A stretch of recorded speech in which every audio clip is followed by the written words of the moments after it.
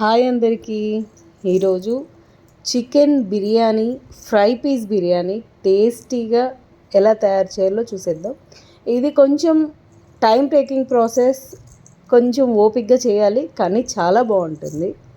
దీనికోసం చికెన్ని బాగా వాష్ చేసుకొని దాంట్లో ఉప్పు, బిర్యానీ స్పైసెస్, ఒక 3 టేబుల్ స్పూన్ అంత అల్లం వెల్లుల్లి పేస్ట్, ఆ చికెన్ పీసెస్ మునిగేమైనా వాటర్ వేసి చికెన్ని దీంట్లో 80% బాయిల్ అయ్యేలాగా చూడాలి. ఏంటంటే దీన్ని మళ్ళీ పీస్ని ఫ్రై చేస్తాం కాబట్టి మొత్తం ఫుల్ఫిల్గా బాయిల్ చేసుకోవద్దండి, చెదిరిపోతుంది.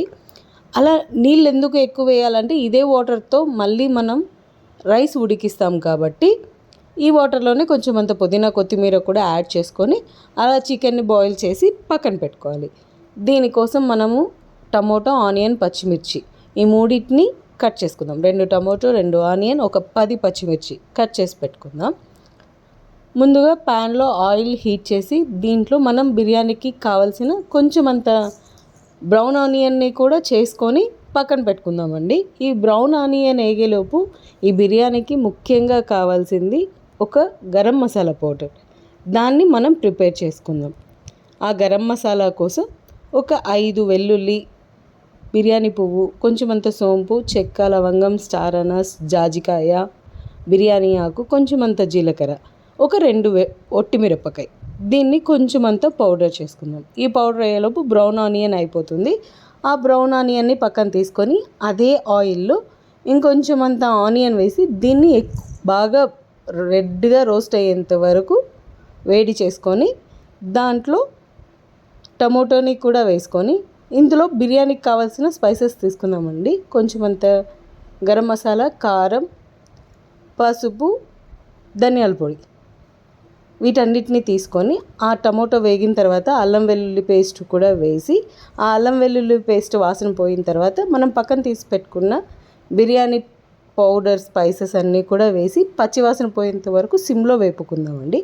అలా కొంచెం వేగిన తర్వాత దానికి సరిపడా ఉప్పు వేసి ముందుగా బాయిల్ చేసి పెట్టుకున్న చికెన్ని కూడా యాడ్ చేసి సిమ్లోనే ఫుల్గా రోస్ట్ చేయాలి.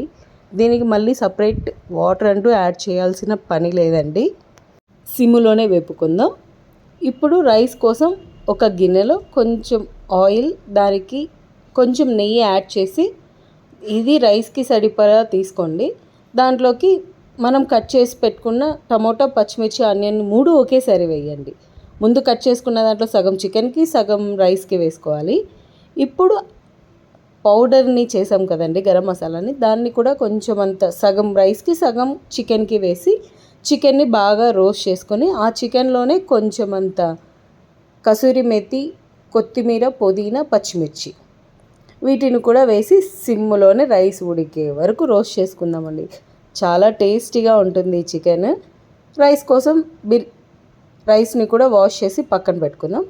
ఈ పక్క బిర్యానీ బౌల్లో ఈ టమోటా, పచ్చిమిర్చి, ఆనియన్ బాగా వేగిపోయిన తర్వాత దాంట్లో కొంచెం అంత అల్లం వెల్లుల్లి పేస్ట్ వేసి అది పచ్చివాసన పోయేంత వరకు వేపుకొని ముందుగా గ్రైండ్ చేసి పెట్టుకున్న సగం గరం మసాలా పౌడర్ని కూడా వేసి అది కూడా బాగా వేగిన తర్వాత ఒక 2 స్పూన్లంత పెరుగు కూడా యాడ్ చేసి బాగా ఆయిల్ పక్కకు వచ్చేంత వరకు వేపుకోవాలండి. ఇలా ఆయిల్ బాగా పక్కకు వచ్చిన తర్వాత దాంట్లో కొంచెం అంత కొత్తిమీర, పుదీనా కూడా యాడ్ చేసి బాగా వేపుకొని మనం ముందుగా తీసి పెట్టుకున్న చికెన్ ఉడకపెట్టాం కదండి, ఆ వాటర్ని మన రైస్కి సరిపడా 1:2 లాగా వేసుకొని ఆ ఆయిల్ బాగా ఉడికిన తర్వాత ఇప్పుడు సాల్ట్ అడ్జస్ట్ చేసుకోండి. ఎందుకంటే ఆల్రెడీ చికెన్ వాటర్లో వేసాము, మసాలాలో వేసాము కాబట్టి ఆ సాల్ట్ని అడ్జస్ట్ చేసుకొని రైస్ వేసి రైస్ బాగా ఉడికేంత వరకు పెట్టి చికెన్ని రోస్ట్ చేసి పక్కన పెట్టుకోవాలి. రైస్ ఆల్మోస్ట్ 80% ఉడికిపోయిన తర్వాత ఇంక వాటర్ లేదన్నప్పుడు దాని మీద కొంచెం అంత మనం ముందుగానే తీసి పక్కన పెట్టుకున్న బ్రౌన్ ఆనియన్ని, కొత్తిమీర, పుదీనాని వేసి దాని మీద చికెన్ని వేసి ఒక 15 మినిట్స్ వరకు అలాగే దమ్ వదిలేయాలండి. 15 మినిట్స్ తర్వాత దమ్ వదిలిన తర్వాత మూత తీయకుండా అలాగే ఒక 15 మినిట్స్, టోటల్గా ఒక హాఫ్ అన్ అవర్ వరకు దాన్ని అలా వదిలేసిన తర్వాత ఎంతో టేస్టీగా ఉండే చికెన్ ఫ్రై పీస్ బిర్యానీ అండి.